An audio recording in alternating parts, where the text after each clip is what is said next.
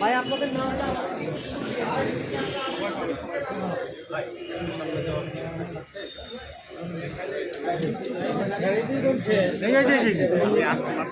আমরা কিন্তু বলেছি গত 23 তারিখ, অর্থাৎ আজকে কিন্তু 25 তারিখ, 23 তারিখ রাতের বেলা শুধুমাত্র তাদের আমরা নাগাল পেয়েছি এবং আমাদের অভিযান চলমান আছে।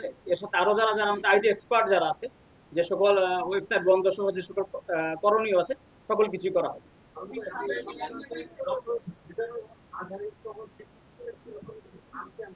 আচ্ছা,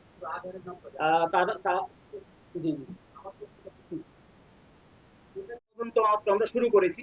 আমরা ইতিমধ্যে 10 জনকে গ্রেপ্তার করেছি, মূলত দুইটি জায়গা থেকে। আমি আপনাদের বলেছি যে চট্টগ্রামের ইয়ে থেকে আমরা 9 জনকে গ্রেপ্তার করেছি। তাদেরকেও আমরা প্রাথমিকভাবে জিজ্ঞাসাবাদ করছি এবং দুইটা কুরিয়ার সার্ভিসের নাম এসেছে, স্ট্রিট ফাস্ট এবং পাঠাও। তাদের কোনো সম্পৃক্ততা আছে কিনা এটা যাচাই বাছাই এবং অন্যান্য তথ্য প্রমাণ পাওয়ার সাপেক্ষে বলা যাবে, এই মুহূর্তে বলা যাবে। এখনো পর্যন্ত আমরা ওরকম কোনো মামলা, তাদের ইতিপূর্বে কোনো মামলা জড়িত ছিল এরকম তথ্য পাইনি। তবে এদের দেখেন, এদের সবারই বয়স অল্প, মাত্র যুবক।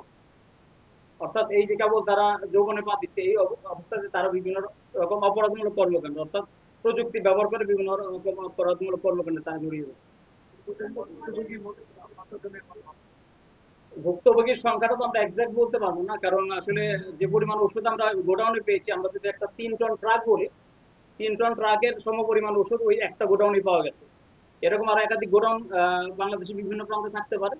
এবং ইতিমধ্যে যেহেতু দীর্ঘদিন যাবত প্রচারণা চলছে এবং অনেকেই এই ওষুধগুলা সংগ্রহ করেছেন, সেবন করেছেন এবং ইতিমধ্যে হয়তো প্রতারিত হয়েছেন। এবং আমরা জানি না, যে যেহেতু আমি চিকিৎসা বিজ্ঞানের লোক নই, যে হয়তোবা তারা নিজেদের শারীরিকভাবেও তারা ক্ষতিগ্রস্ত হচ্ছে।